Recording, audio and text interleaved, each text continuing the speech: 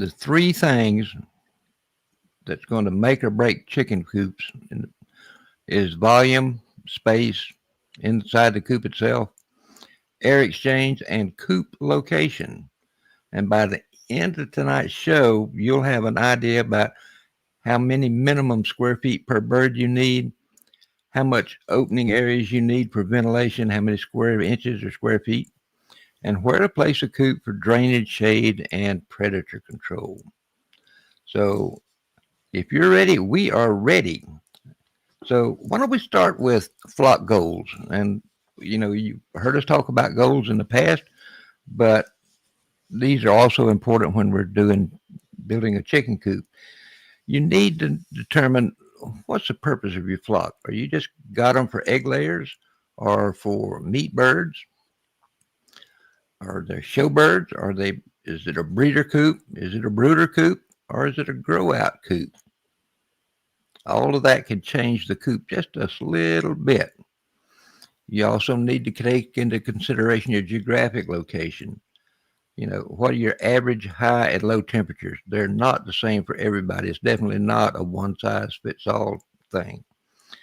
Um, what's your average rainfall? Now, here in Florida, we get a right good bit. Other folks I know out west don't get all that much rain, but we have problems here with the rain puddling and the birds getting in it, and it just makes a bit of a mess. And think about your prevailing wind directions. Is your coop in an urban area, suburban area, or a rural area? You got to think about potential neighbor conflicts from noise or odors if you're in a tight situation. And you want to be sure to check for any state and local regulations or ordinances before you start building. Yes. Because where I live in one area of town, you cannot have a chicken at all in the town limits. Like none. No poultry, like they're all forbidden. And I've seen people go to city council, uproar, and they tell them that they can move or they can get rid of their birds. They keep it simple for them. Go up the road 15 minutes and you can have up to 6 hens in your neighborhood. I live right almost dab in the middle, but I'm not in anybody's city or town limits, and I can have whatever I want. And it's all within 15 minutes of each other. It used to be that way here, that I could do whatever I wanted to do, but the county's now passed a regulation that on the property I have, I could have up to 10 hens, but no rooster, which didn't make me very happy. But that's life. Kind of deal with it and go with the flow. Think about what kind of coop you want and the coop you need. Do you want an enclosed, fully enclosed coop?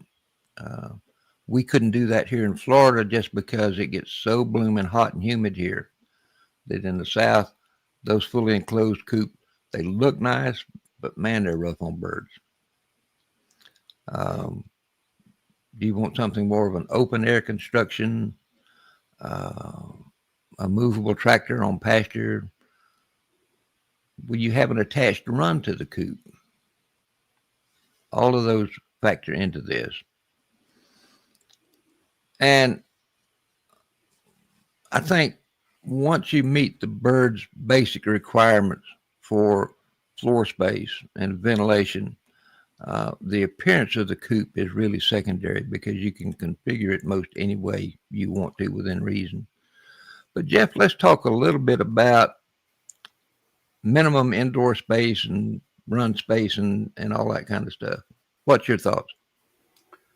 The numbers I came up with over the years of doing this is the comfort of a hen or any, and now this depends on the size of the fowl, but let's say your average large fowl type bird 4 square feet of indoor living space and at least 10 square feet of outdoor run area, right?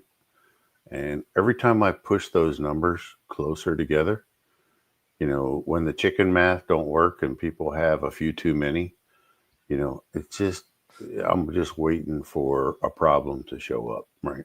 It's just a matter of time, right? People say, oh, I've been doing it for years. Okay. It's just, wait your turn. But, um, they got to have their space, right?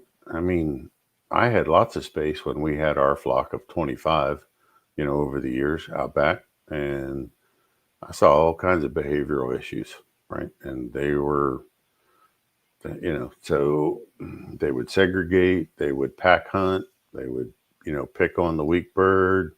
They got bored, right? If they don't have enough space, they get bored and they look for an excuse to be an idiot. A lot like teenagers. Living creatures weren't made to live in compact spaces, right? So, No. And Jeff, I know one thing, and y'all were talking about it in your show on poultry diseases and all that. But when you get birds packed into a particular space, that stresses the birds. Mm-hmm. And that causes problems. Just in case the folks didn't get to see that show, what were some of the things what kind of stresses can you expect to see when you start crowding your birds? I mean, usually the first thing you see is pecking each other, right? Like they'll be pecking at each other's tails, at each other's back of their head, could be pecking at the saddle area. So I tend to see pecking first. Eventually at some point you start seeing like nesting box competition, which is not good because look, for some strange reason, the average laying hen wants to lay her egg at 10 a.m. Look, I understand that varies. It'll vary with age. It'll vary with a lot of things. But, they paid grad students to sit and pay attention to when a hen lays her egg. Yeah. Right. And the average, well, they have nothing else to do, right? Right. They're paying $100,000 for an education. They might as well sit there and, but the average hen wants to lay her egg at 10 a.m. Okay. So, everything becomes a competition, whether it's feeder space, living space, nesting space, whatever. Right. So, but I don't think people realize they don't necessarily pick up on those signs of stress in their chickens. And if you're not looking or paying attention, you won't. But, know that when the stress level goes up, their immune system goes down. They go hand in hand. Right? So the more stress you got in your yard or in your coop or your whatever, right, the weaker the immune system's functioning. So, It's always amazed me how little it can take to stress out a flock of chickens sometimes. I don't know that everybody sees those signs of stress. I don't know that everybody picks up on or sees those symptoms of stress because they can display in a lot of different ways. Yeah. You just if you don't have your bucket time, if you don't flip that bucket over and sit there and pay attention to them, behavioral differences on a daily basis, because you'll see behavioral patterns somewhat to each breed, and when you see a change in those behavioral patterns, then that's an early indicator of a sign of stress. Now, is it an illness? Is it crowding? Is it air quality? Is it if you don't have enough space, you're not going to maintain the proper air quality, right? So how long till the respiratory disease shows up? If you don't have enough space, you have too much manure loading, right? You have too much bacteria buildup in the soil, and you got, and that depletes your air quality, but it also sets up for a not clean environment, right? And a chicken is not going to help itself but scratch the ground and look for something, right? And it's just too hard to keep it clean, right? Keep it clean to the level it should be clean. And unless you're like cleaning it out daily and you're like the perfect housekeeper, it's going to catch up to you at some point.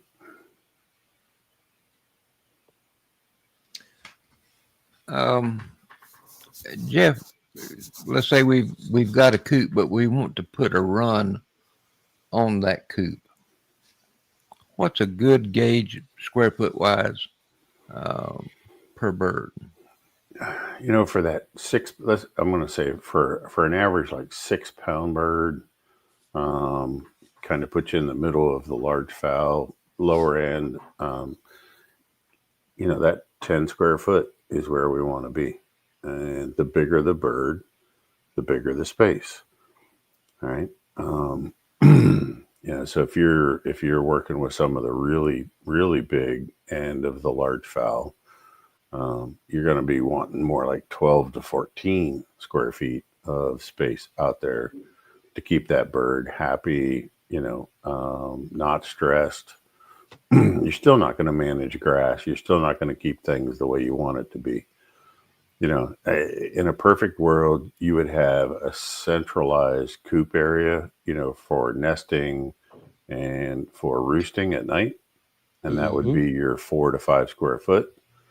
And ideally, if a person had 4 runs off of that with the right square footage, they could go in there and reseed that. They could go in there, they could lime it, they could reseed it, they could let something grow, and they could move, you know, every week to a new run space. And by the time they got back, they would have newly germinated, you know, something growing there. You gave the soil a rest where, you know, the good bacteria can catch up to the bad bacteria and get everything balanced out again, right? And a somewhat clean environment. But, you know, multiple years, and I saw this firsthand in a larger farm in Texas, right?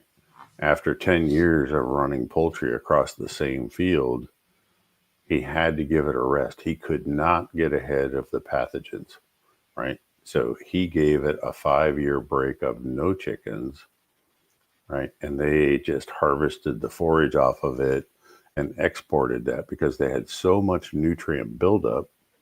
You have no way of exporting, you know, not only the nutrients coming out in the manure, but ever letting the bacteria in the soil rebalance themselves, right? And people don't think about that, right? You know, so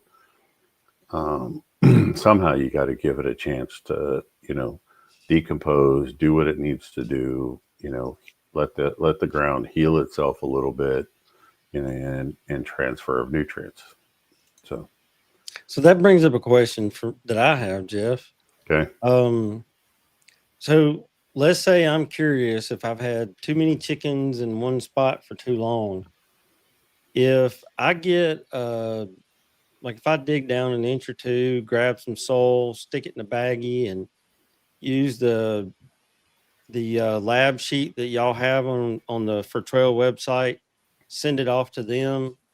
Can you look at the results and be like, oh man, you got too much blah blah blah. You need to move your chickens for a while. Yeah, we do that all the time, actually. You know, people will send in soil tested. We can tell exactly where there's been too much manure applied to the soil.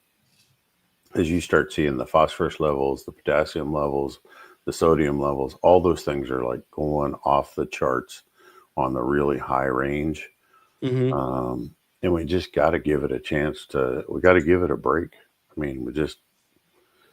So that's not something you can like put anything on to help or anything like that. You just going to have to give it a break. I mean, you know, doing the liming between, you know, periodically 2-3 times a year helps, right? It keeps things under control. Okay. But after about 10 years, depending on your birds per square foot kind of spacing, after about 10 years of being in the same location, you know, nothing's going to grow there. I mean, you've burned it up with all the nitrogen, and all the excess nutrients, nothing's going to want to grow there except for some really ugly weeds, right? And so you got two choices. One, you can come in there and you can skim off the top 3 inches of soil and replace it with something, right? And that's like starting over. Well, Or, say then you got to tear all your fences up. right. You got to move your fences so you can get the equipment in there to do. Yep. Because I'm not doing that with a shovel. And another thing that I've noticed, and I see this a lot, particularly around poultry coops where they let the birds out, but there is a tremendous buildup and a compaction caused by manure, and if the birds are fed outside, spilled feed and all that stuff, and it's almost like concrete. It can be, depending on your soil type. Yeah.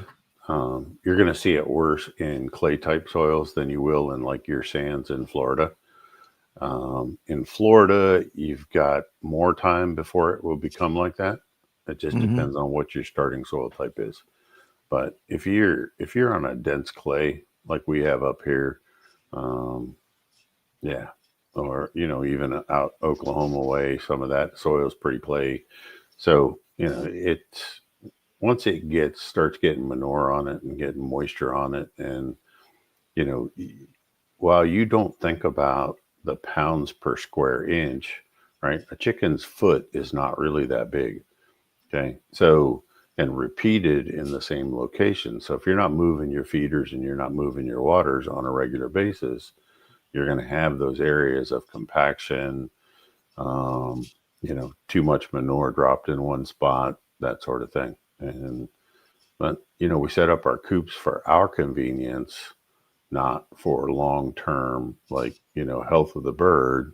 Nobody really thinks about it, right? And so, people don't move their feeders and waters, right? Because they're hanging, or they're put in a fashion that they're not easy to keep mobile. Or So- they're convenient to get into just by opening the gate. Yeah. And just to tune to what you said about it getting hard, like that's the reason, I've joked a couple times about a rototiller, but I actually do that.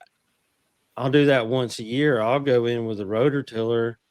I'll get all the birds out of the pen, put them in one that's fresh done, because I do keep an empty pen, and I'll till it up really good, lime it, till it, lime it, till it, lime it, throw some sand in it, till it. I do that a few times and then throw some peat moss on top of it before I put birds back in it. But when I first get it, there's been times that I've had to use a pick to initially break the dirt. Well, I mean, my tiller is like, it's little.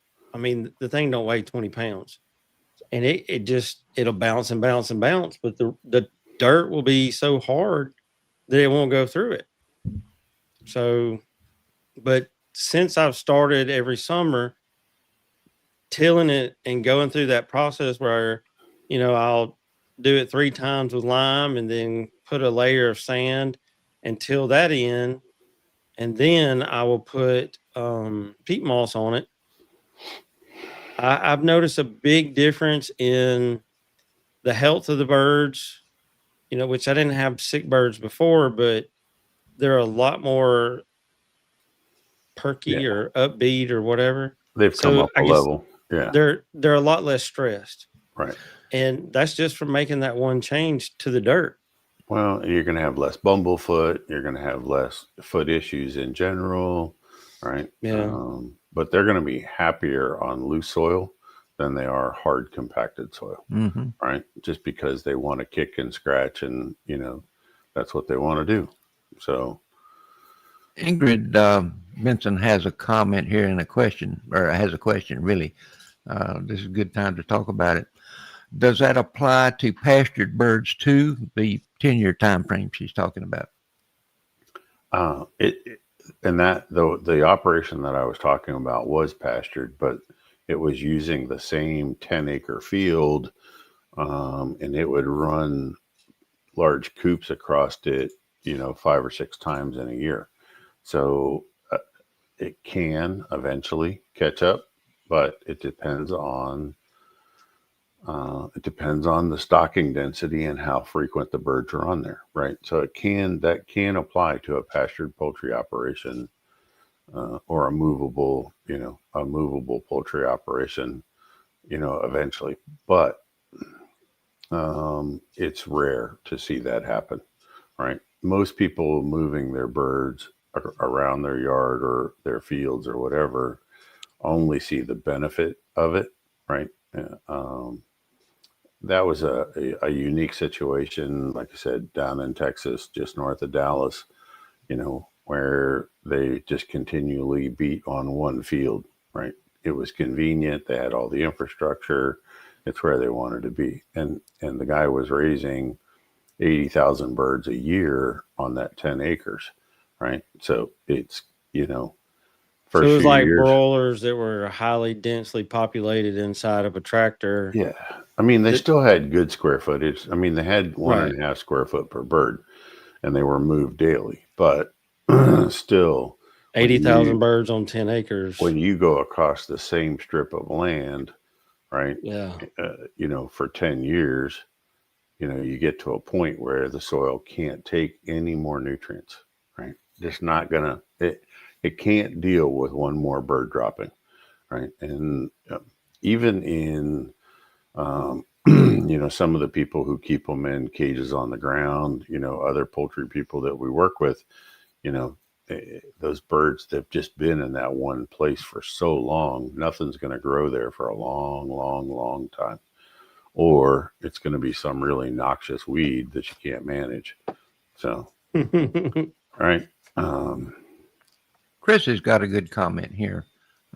My ultimate plan is to have rotating runs and using the old run as a garden space each year. that is an excellent idea.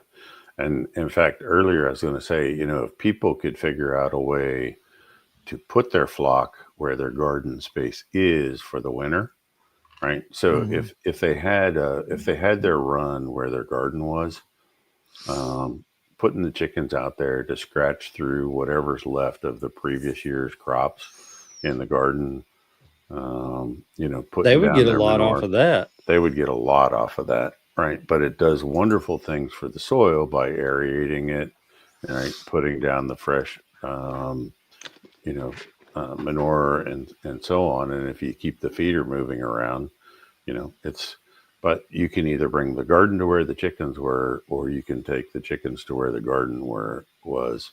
Either way works, right? If you can set it up that way. But Now, Chris's idea is excellent. will the garden use some of the excess minerals that get added to the ground with the manure? Oh yeah, it'll use all of them, right? I Nice. mean, he'll have an excellent garden. So as soon as the chickens come off, you lime it to neutralize some of the acids from the manure aspect, right? And if you don't, if you're not going to garden it right away, put a cover crop on it, and so it can absorb all those excess nutrients. Primarily the nitrogen from the chicken manure.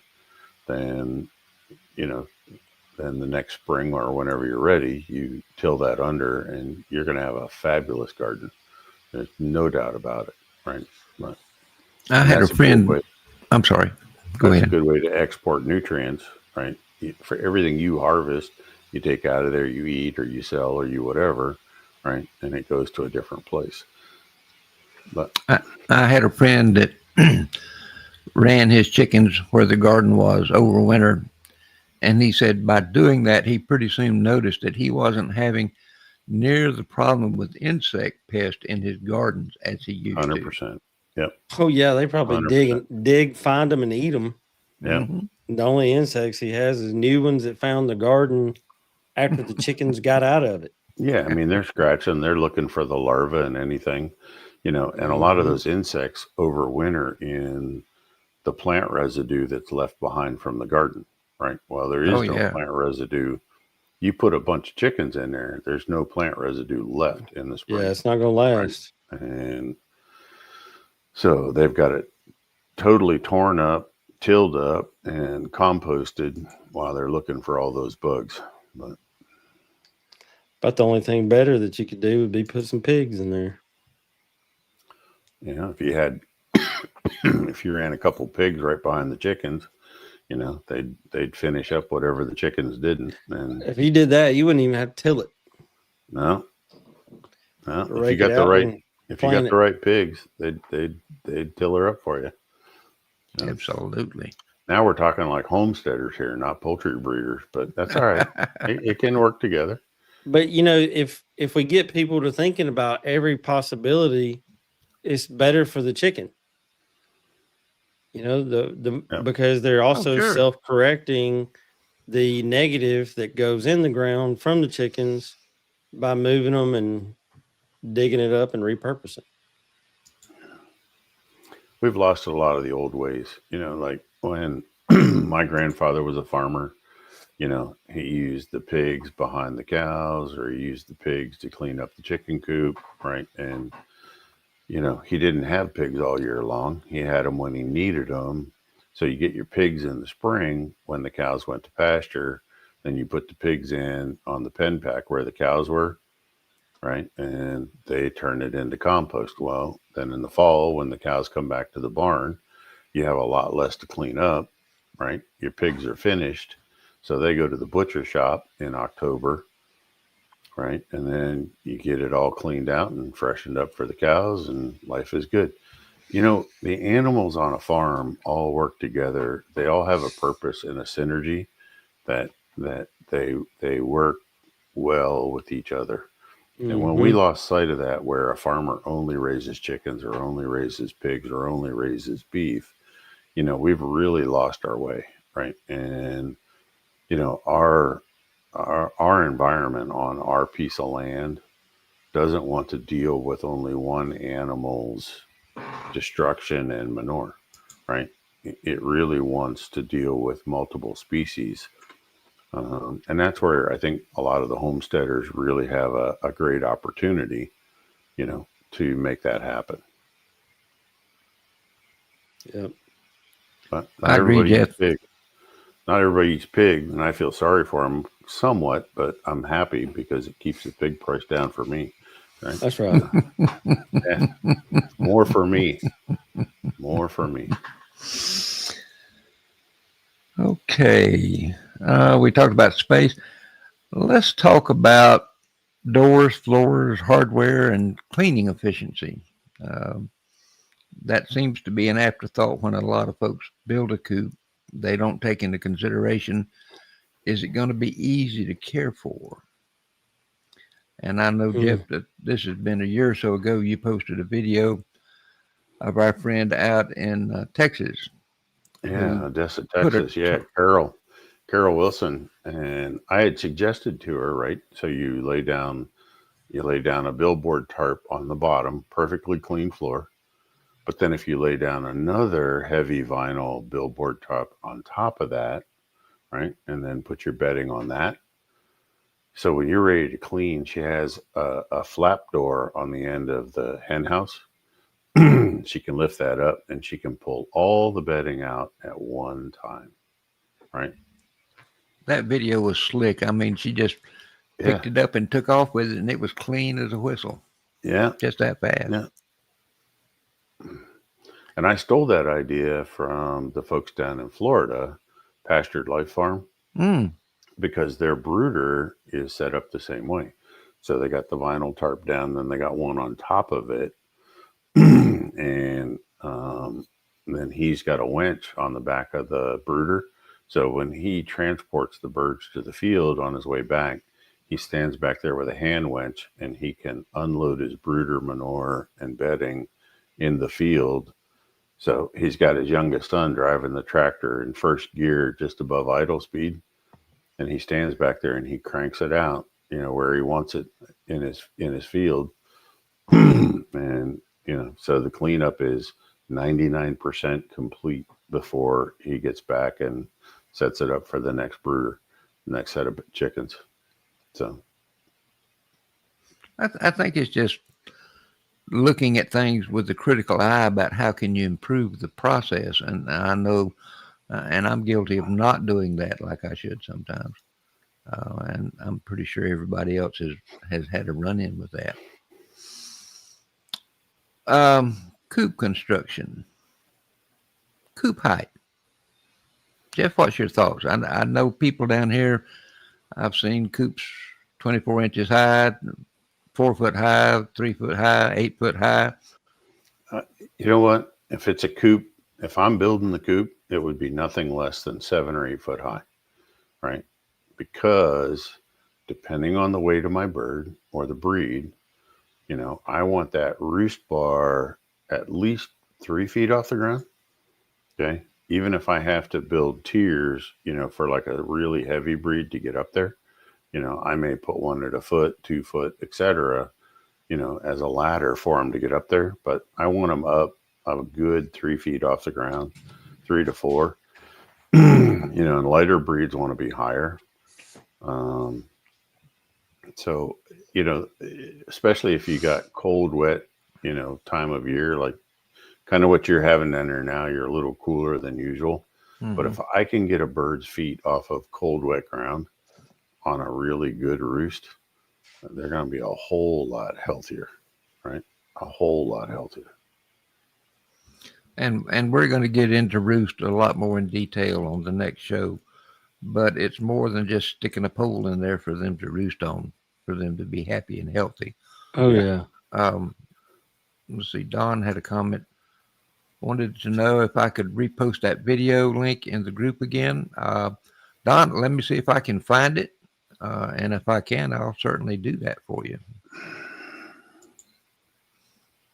And got a comment here that said, I have seen a coop someone built that had a cutout at the bottom of the wall that you can remove and push the bedding right out with a broom or shovel. I know they used to do that on a lot of old poultry coops.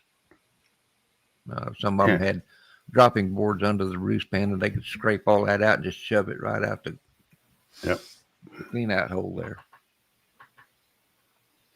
I built a brooder that's 4 foot tall, 8 foot wide. It's got two sections. So each section's 4 foot by, it varies from 14 inches to 18 inches tall because I also raise quail and turkeys. So, I needed a little more room. But the way I did it is the lip that holds my bedding in, I can pull it out. It just sits in a little wood channel. I can pull that piece out, and I found a hoe. I want to say it's like 24 inches, 30 inches, something like that, which is perfect sized. I just reach in there, do like this, rake them out. They go into my gorilla cart, and it's clean. Whole lot easier than cleaning one that you have to dig the stuff out of. Yeah, work smarter, not harder. That's right. So. Yep. Absolutely. Let's see. Thought we had another question or comment here, and I don't see it now.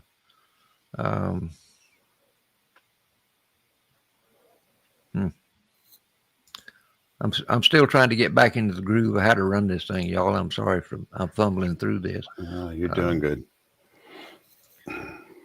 What about pop doors or doors for the chicken so you don't have to open up the whole coop front? I don't personally have any firsthand experience with them. There's a bunch of automatic, like electric or battery driven doors out there. Most of what I hear is good feedback. I would personally want one that, so some run dusk to dawn, right? So based on the light outside, they activate on their own. I don't know. I think personally I would want one on a timer so I can set the time that the door opens and closes. Now it needs to be, and that's for a delayed start in the morning. Okay. Pretty much you don't want the door to close until, 30 to 45 minutes, after dark, at least 30 minutes after true dark, about 1 hour after sunset. So all the birds get back in because you always got the straggler. But it is a good security, it's a good security setup to keep possible predators out. So, yeah, I think they're a good idea, but Sue says she has pop doors and she loves them. Yep. She said critters can't get in. The edge drops past the frame. So Yeah. pretty good security.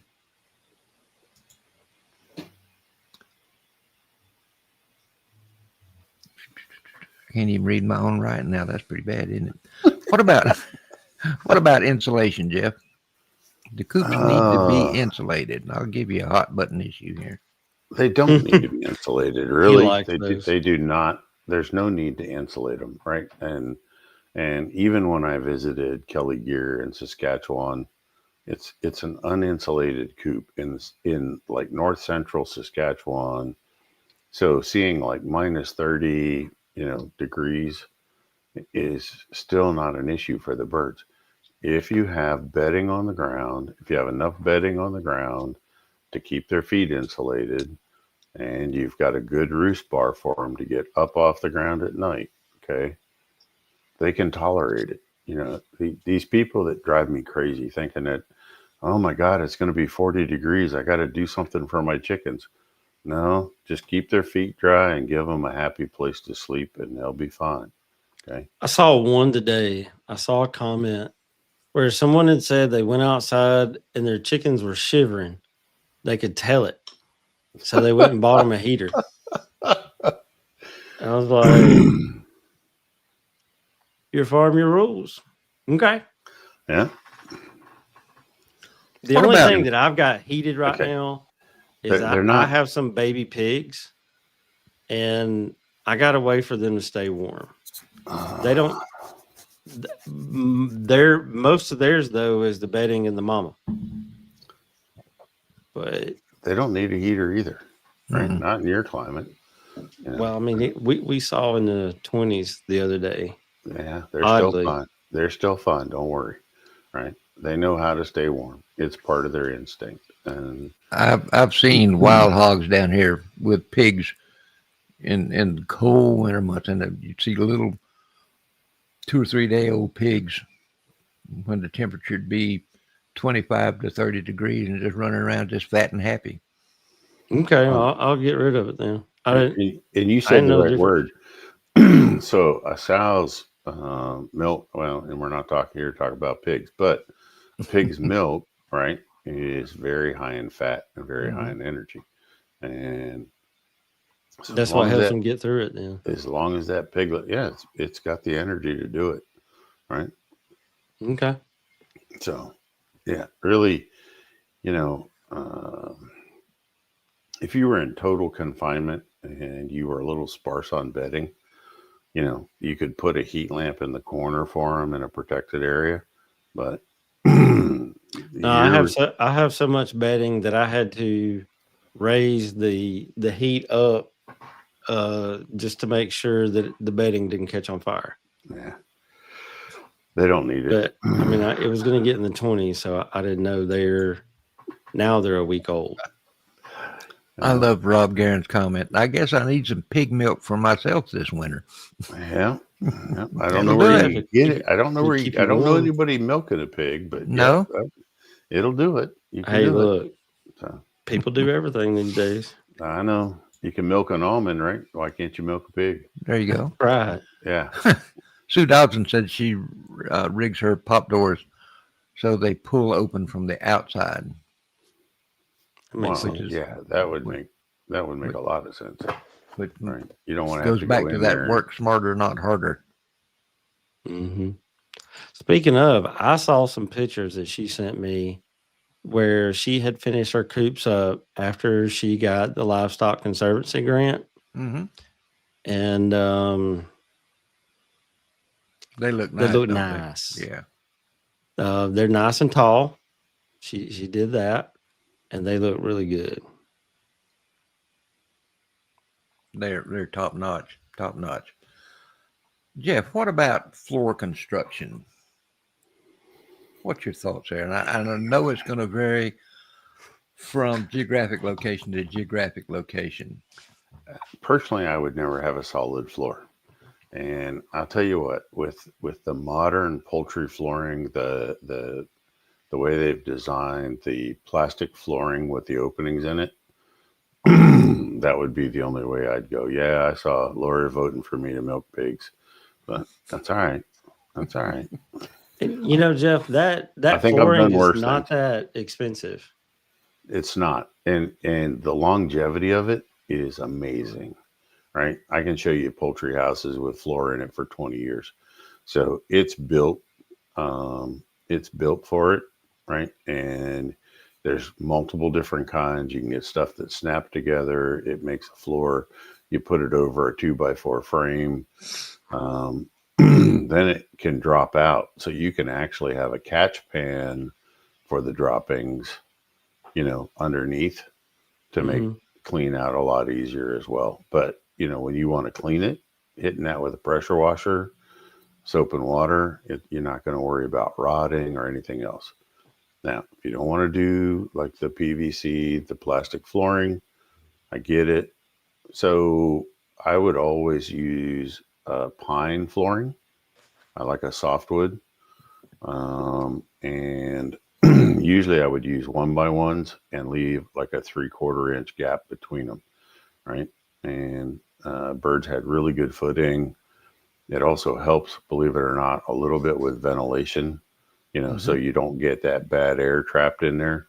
But the old fashioned style before the fancy plastic poultry flooring would have been wood slatting, generally pine, and like a 1x1, and spaced appropriately so the birds can tramp through it, right? And then you could go in there with a scraper periodically, knock off the high spots, but you're going to be replacing wood somewhat frequently, right? It's going to 3 to 5 years probably before the urine and the manure or whatever, but before you're going to have to think about replacing some of it. But So I was having some problems in one of the areas where I have pens. Every time it rained, it would flood, and it didn't care. Like how much sand I mixed in there, how much peat moss I mixed in there. It would be a mess, and I really hated my birds standing in it.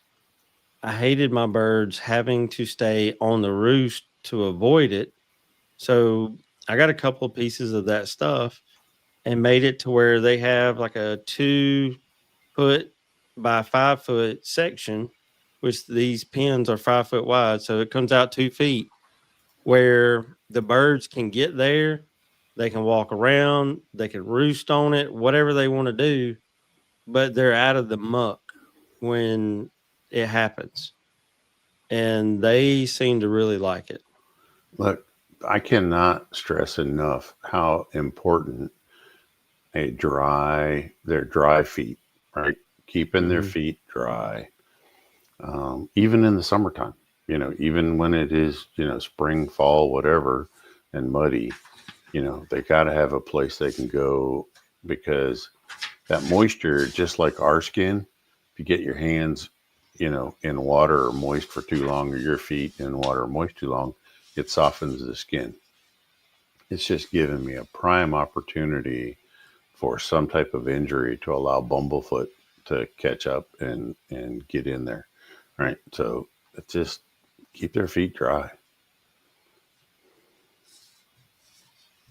We kind of talked around ventilation a little bit, um, but Jeff, give us your quick thoughts, a quick rundown on uh, ventilation. I know we want to do it because of the moisture and the ammonia buildup, but where do you place the vents to bring air in, to take air out? Um, I always place the vents up in the peak because I don't want air moving directly where the bird is, right? So I'm positioning them above where the bird will either be roosting, whatever, wherever the bird's living. I want it, a good 2 to 3 feet above them, and I wish more people would invest in that. Not everybody has electric, but I wish they'd invest in $100 bathroom exhaust fan for the one end Hmm. and put it on a timer so it runs 5 or 6 times a day. Calculate your cubic feet, right? And figure out how long it needs to run. The fan will tell you if it's 100 CFM or whatever it is. It'll have a rating on it, right? And then you need to have an inlet vent and you need to have an exhaust. So you use the bathroom fan as the exhaust and set it up on an automatic timer to run. And you should have a 100% air exchange every 6 times a day, about every 4 hours. But it's most critical actually, like if you're putting it in the roosting area, because in the run, they're going to be mostly wire and open air. So I'm not worried about there, but where they're roosting, confined space, roost nest boxes, things like that, I need to get that air exchanged. And, if people are paying attention, there's a lot of manure underneath that roost. That seems to be their favorite place right when they wake up in the morning, right? They're going to dump out and get a fresh start. And I mean, that's where it was for my birds anyway. 70 to 80% of the manure that was deposited in a day was under the roost. So if you're doing roost bars, that should be your heavy spacing. Now, if you're a morning feeder versus an afternoon, that may not be true. But, I was an afternoon feeder. I like to feed 1 to 2 hours before the sun went down. So I would get a lot more manure under the roost while they were sleeping or up on the roost at night. So it just depends. But, they got to have air. Now, let me ask this. Let's say I've got a nice big open run and I built a shelter for them that's got a 2-foot doorway for them to come that's out of the run into that. Roost bars everywhere and up at right at the under the roof line, I got like a 2-inch gap for natural flow. Will I get enough flow from the wind, or do I really need to try to put in some type of, even if it's a slow moving fan that's solar powered or something, do I still need to put in some kind of fan to help move the air? You should put in something. The wind doesn't always blow, right? You cannot True. depend on natural air movement. You have times of the year, like right now, we've got plenty of wind. I wouldn't worry about my exhaust fan, right? And, I wouldn't, if I had my coop set up right, I wouldn't worry about airflow at all.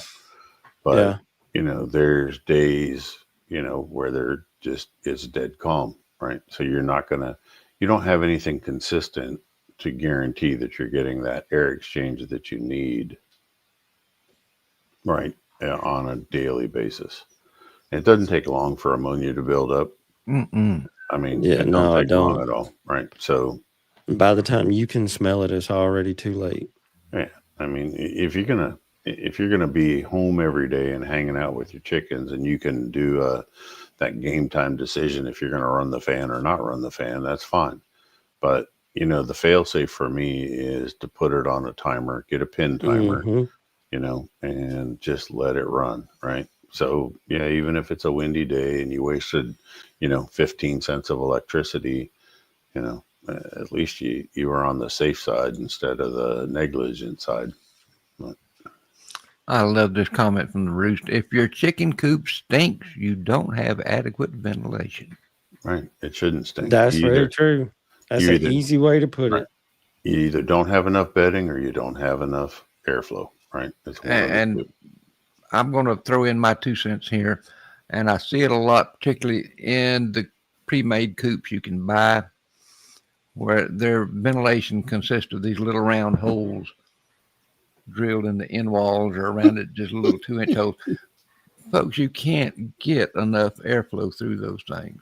I'm sorry, Yeah. you really can't. I Yeah. prefer a long strip. And To me, that's like trying to breathe while somebody's choking you. Yeah, Will it exactly. function? Yes.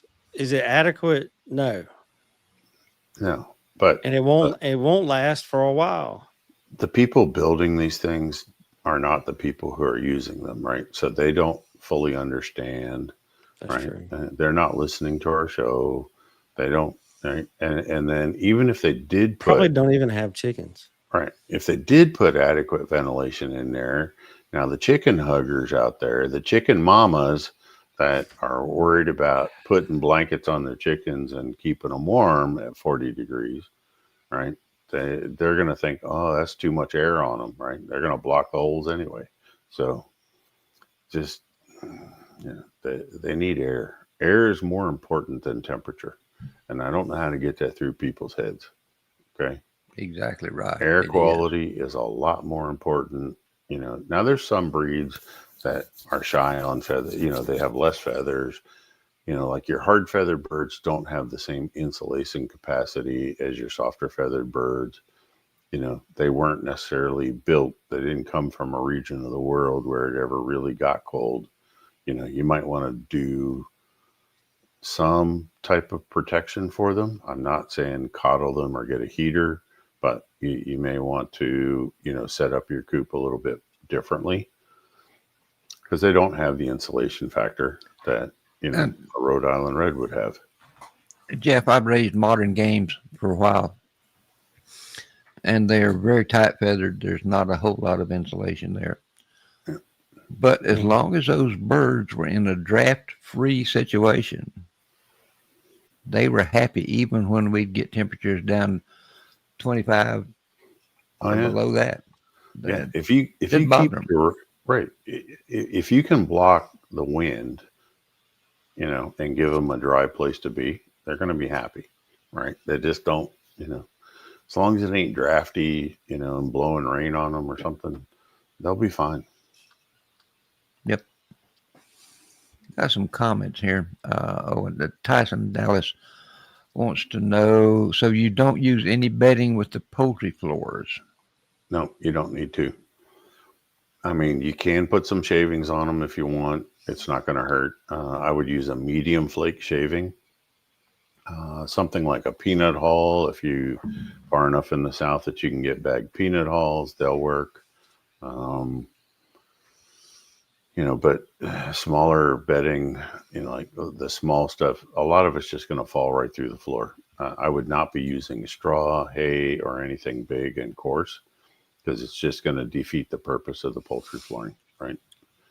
It's already slotted to allow manure to drop right down through it. Sue's also got a good point here. Ventilation is so important; it keeps him from getting frostbite. Yeah, it does Yeah. actually. People don't, They they don't can't, believe it, but it's they don't fact. grasp it. I mean, if you bottle them up, right, and they're living in a higher humidity environment between body moisture and the moisture coming off of the manure and different other forms of moisture, but the higher the humidity in their living space, the quicker they'll actually frostbite. Yeah, So she's 100% right. absolutely. Got one more here. You can buy solar powered fans. And, we were talking about that a little earlier, and he's thinking about doing that. And particularly if you're in a situation where you don't have electrical close enough to your coop, that's a good way to go. I would recommend that absolutely. I would check the CFMs and make sure that they're going Hmm. to do the job. I might even go a little further on Tyson's where, if you had a deep cycle battery that you could put an inverter on and still have your solar panel to charge your battery, that might be a better way to go, Tyson. Just saying, you might, find Well, and yourself hmm? something like that, you could move the solar panel over because if your coops are like mine, I like mine's in the shade. I like from my run, I like for everything to be in the shade. It's not always Right. possible, but if you only have that, number one, if it's just got a solar panel on it, it's only going to run during the daytime. your chickens are in there pooping all night. Probably not in the daytime as much because they're out roaming around the run and all that good stuff. Because I thought about that too, because I like for stuff to be automated and, I don't want to have extension cords running all over the place, but they are getting cheaper. Well, those lithium phosphate deep cycle batteries that you had showed me, and I've seen them before. Oh yeah, they're great. They're getting realistic, and if you hook those to a solar charger, and you put an inverter on it and a timer. Actually, you wouldn't even need the inverter. You wouldn't have to have 110, because if you consider You get a DC fan. What, like in a camper, right? Where you have a like camper exhaust fan for the bathrooms in there. You can get a 12-volt exhaust fan. Yep. That's not a problem, right? And you can run it, because you lose wattage going through the inverter. Inverters are not truly efficient, and so you're going to lose some of your voltage, some of your wattage there. But yeah, I mean, solar to a smaller 100 200 cranking amp, lithium phosphate probably do the job. And again, like you said, we're worried about the confined space, so that's going to be the roosting area, nest box area. And if those are tied together, then we can exhaust with one, with the one fan. And they're only really in there from sunset till sunrise. Okay. So if I can get 2 to 3 fan runs while they're in there, then, we're in good shape. Rob's got an interesting question here. Do chickens poop at night when they're sleeping? Well, I haven't stayed up to watch, but I believe they do. Yes. So I was gonna say, I've never seen them think, "Oh, let me go over here." They just poop wherever they are. Well, if you go back to the coops that are designed with dropping boards, they put there to catch droppings when the birds are asleep. Right. Let's talk a bit. We've kind of hit different parts of it, but just to give you some tips on choosing the best location for your coop and how to set it up, how to orient it, I guess I should say. Like Jeff was saying, you want high, well-drained ground. You don't want low spots that puddle. That just breeds disease when it happens. I always stresses them out. Yep. I always preferred to run my coops or orient my coops with a long axis east and west. That minimizes the direct sun through the sidewalls in hot periods. And it can get seriously hot and seriously sunny down here. And that was always helpful. And like Kerry said, he likes shade. Shade helps more than winter sun in many regions. Birds tolerate cold better than heat, and that's something we were just talking about. They can handle a lot more cold weather than you think. You want your coop within good proximity to water, because otherwise you're going to be toting water in buckets or whatever, and that gets to be a real pain. And if at all possible, you want to have it close to electricity, because if you're running a fan, it's easy to connect to electricity. If you're lighting your coop during the winter for egg production or whatever reason, it's just electricity is a good thing to have handy. And something to keep in mind about predators in a coop. If you haven't had problems with predators yet, just be patient. You will. Yeah. Yeah. And you want to think about maybe burying hardware cloth apron around the coop to keep the critters from scratching in and digging in. Um, and you can check, and there's a resource in the something I'm going to tell you about in a minute that'll help you. But you can check with your state wildlife agency about tips on how to deal with predators. Back when I worked with the Game and Fish Commission, we used to get those questions a lot. I mean, a lot. Well, and your local game and wildlife folks, they're, you may know what you have in your yard, but they know what's in the area, period, for the state. Exactly. So Exactly. they can give you ideas not only for the raccoons that you've caught, but the other items that you may find. Because once you get rid of one predator, it's only time before something else comes to replace it. Anymore where we're living, you're going to see them all, right? Yep. Eventually, you raise chickens long enough, you're going to see everything. Everything from mice, rats, all the way up to coyotes, neighbors' dogs, you name it, right? It's just. I actually had a coyote get close. I've heard them in the distance for many years. I had one get really close a couple of weeks ago. That coyote is no longer with us. My Bless his little dogs heart. earned their bags of feed, and I'll just leave it at that. Another thing about predators, folks don't. I'm not going to say this is like a lot of folks don't stop to consider aerial predators, hawks, owls, eagles. They can wreak havoc on the chicken flock. Yes, they can. And Yes. your state fish and wildlife agency can help you deal with that. And you can't kill them and you can't trap them or anything like that, but they can help you deal with those issues. So they're a really good resource. And Rip's talking from his law enforcement days of working for the Fish and Game Commission, and good old rednecks like me, shoot, shovel, and shut up, right? You don't talk about it. Lead poisoning is universal. It works for everything. So. But, I didn't say that. if you don't want to be on the wrong side of the visit.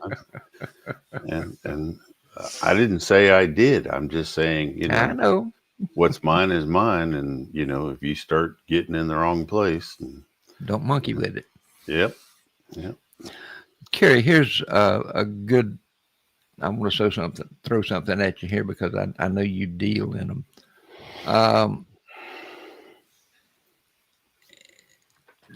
A DIY build of a coop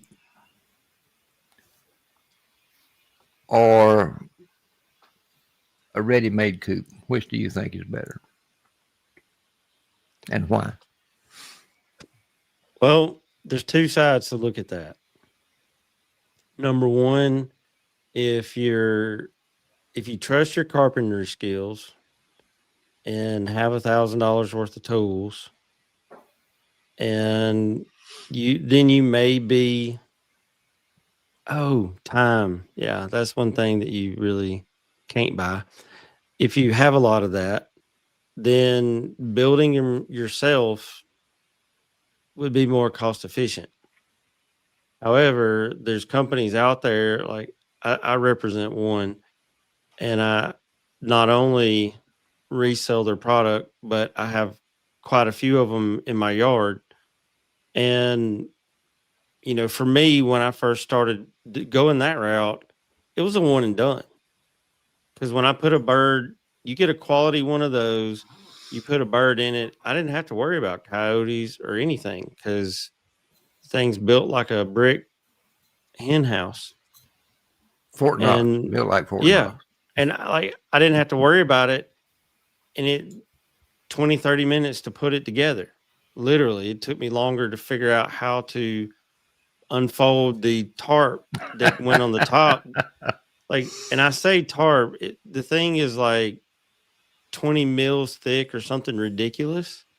At one point, I had one of the 4-inch concrete cap blocks actually fall from being flown in the wind and land on one, and it busted 3 stitches. So it's a little more than just a tarp. It's high quality, but I mean, even with that, that thing's still got chickens in it now, almost a year later. Not even problems. And so spending the money for something like that when you don't have time, don't have tools, or you're not somebody that's handy with tools, if you did have them, then I would definitely go that route. If you think you need chicken wire to put together pens, then I would go that route because chicken wire is not the answer. Chicken wire keeps the chickens in, but it also lets everything else in. Yep. So, it's kind of where your time is, where your skill set is, and what you have available. Sorry about that. That's all right. I want to throw something else here too, and I think I know I had a real problem with this in that I didn't plan ahead like I should have. When I was first started out, okay, I had started out with a couple of trios of Wyandotte Bantams, and pretty soon the next thing you know, I'm spending most all of my spare time building coops. So if you build for the future, take all that into consideration. Your flock size definitely. may be small now, but it may be large in a year or two. And you want to be sure to add plenty of vent capacity when you're doing construction just for that reason. Well, and like earlier when Jeff was talking about how he really recommended at least 10 square feet per bird, I had somebody ask me the other day, and I told them that, a minimum of 15 to 20. And they were like, well, everything I read on the internet says this. I said, yep. And you're right. Everything you read on the internet says 10. But here's why you need 15 or 20. There's a little thing called chicken math. And when chicken math turns into chicken algebra, you don't want a toxic environment. So if you take what you're going to build it for and multiply that by about 1.5 to 2, that's a good place to start. And, like Bud said, building your own is a great reason to buy tools. If any guy ever or gal needed a reason to buy those tools. But if you don't know how to safely operate them, go with the built one. Yep. Absolutely. Absolutely. Because you can't take care of your chickens walking around like this. You can't fill the breast right. You can't check the keels. It's just not the same.